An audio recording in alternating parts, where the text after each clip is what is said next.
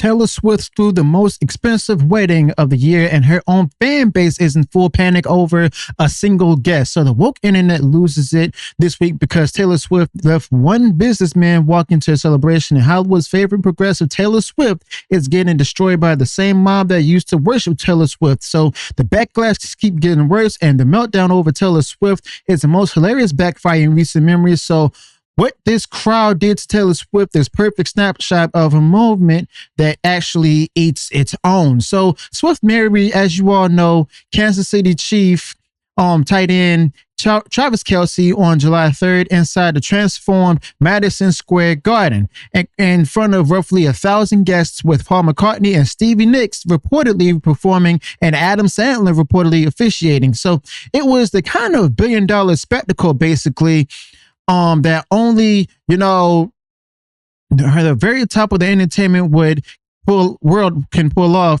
And for years, the singer has branded herself as the conscience of her generation, the woman who registers voters and lectures middle America about compassion, all the while making a bunch of albums about her ex-boyfriends who did her wrong, apparently, or so she says. So when a single face in that crowd got identified, the entire woke left mob and stuff decided to go ahead and revolt all of a sudden.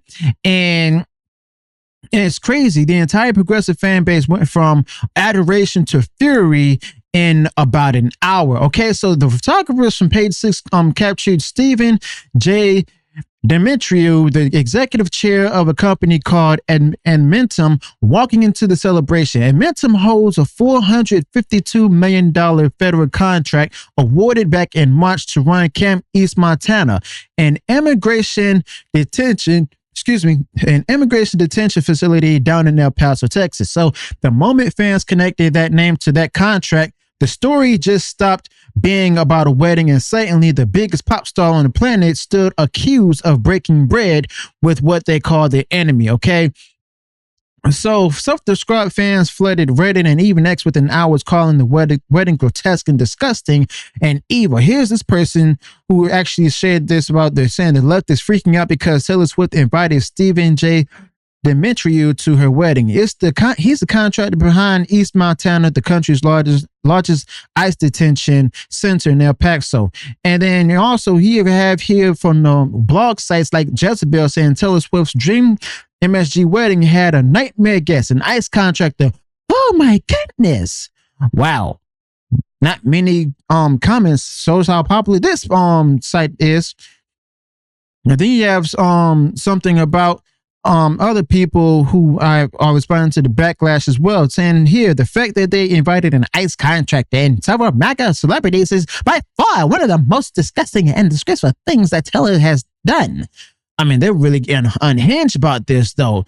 Even one viral post described the guest list as cockroaches with cocktails, and those are the same people who spent years defending the singer through every controversy, every re-recording, every feud, and they turned on her in a single afternoon because one businessman they had never heard of showed up in a tuxedo. Okay, so the devotion evaporated the instant she failed a purity test that she didn't even know she was taking.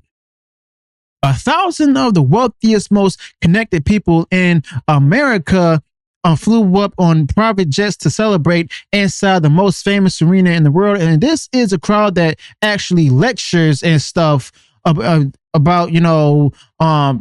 carbon footprints and even sharing and sacrifice. The excess got to pass, the gatekeeping got to pass, and the $1,000 party favors got to pass. One guest with the wrong resume, and the whole cathedral of progressive celebrity worship started to crack. So Demetriou was never a personal friend or of the bride at all. A fact that the outrage machine raced past again, so we don't even care. Okay, he was invited through his adopted son, Reggie King, who grew up with Travis Kelce in Ohio, and has been close to the groom since childhood. So the man came in on the groom's side as the father of a lifelong friend. The mob spent 2 days screaming at the singer that she personally welcomed a villain into her life, when the reality was a childhood friendship that had nothing to do with her politics. So the facts never showed slowed anybody down because the modern outrage cycle over Taylor Swift has no reverse gear. Once the narrative was set, every correction became an inconvenience. The woke mob themselves does not do nuance, and it certainly doesn't forgive. It runs on purity tests, and the price of failing even one is total excommunication. So it didn't matter, that she spent a decade saying every correct thing for them, because one picture was enough for her to go ahead and just excommunicate her basically and stuff. And it's crazy, because didn't matter that she spent a decade saying all the things they want to hear, because one photograph was enough to move her from saint to sinner in the eyes of the people who built her pedestal. Now, Taylor Swift built this trap for herself the day she decided that being an entertainer was too small and reached for the role of political symbol. Now, when you market yourself the way Taylor Swift did, you hand the movement a weapon to use against you. Taylor Swift should have thought about this herself, and Taylor Swift courted the outraged crowd for years, and now that same crowd holds her to a standard no human being could ever meet. This is the same thing, the same kind of backlash Taylor Swift got, even from people who, found out that she's getting married. They were upset about that. And a pedestal that lifted Taylor Swift was always going to double as a target. So Taylor Swift is learning that lesson in the most public way imaginable. So Camp East Montana has faced lawsuits and serious allegations about conditions, and those claims are still working their way through the courts, unproven for now. And running a federal detention contract is a lawful business. The kind of, unglamorous work that keeps a border system functioning. You can hold whatever opinion and stuff you want about the immigration enforcement. Turning a man into a monster because his company won a government bid tells you everything about how this crowd assigns guilt. And the double standard around Taylor Swift is almost too perfect to be real. These same fans branding Taylor Swift as evil just simply spent years cheering stars who pose with actual dictators and collect checks from regimes that jail journalists, and Hollywood hands genuine tyrants a warm pass to every award season. Yet one wedding guest turns Taylor Swift into public enemy number one. Nobody screaming at Taylor Swift can explain why a groomsman's family friend outranks a brutal regime on their outrage scale. The selective fury aimed at Taylor Swift comes down to one thing, which is who the mob is allowed to hate this week. So, yeah. So the celebrity meltdown circuit never runs out of material, and it's crazy right now. But the fan camps are already cycling through fresh excuses, and each one makes the spectacle look more ridiculous and stuff by the minute. All right. And somebody said here, Taylor Swift is invited Zionist MAGA celebrities and ICE detention facility owner to her wedding.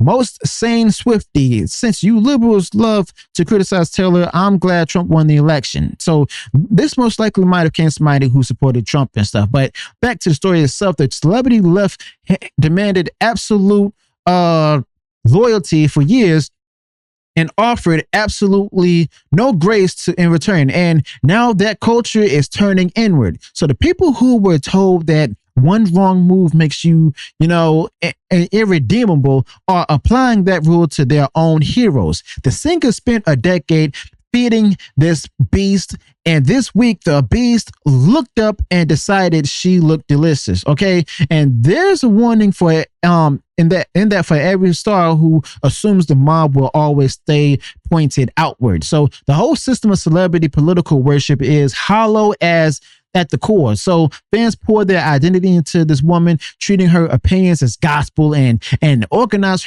their politics around her approval. So the instant she appeared human and imperfect, the betrayal felt personal, almost religious. So that's what happens when you turn an entertainer into a prophet. The crash is guaranteed, and it's always ugly because no performer can carry the weight of being someone else's entire moral compass. Now, Taylor Swift is discovering tonight that the machine she helped build loves her obedience far more than it ever loved her. Now, the applause Taylor Swift chased for an entire career basically turned into a pitchfork over a guest she likely never spoke to. Now, her fans wanted a flawless idol, and the moment Taylor Swift looked human, they reached for the torches. I mean, this is a brutal education for Taylor Swift and a gap between being adored and being useful to a cause. And the crowd that crowned Taylor Swift is the same crowd now trying to bury her.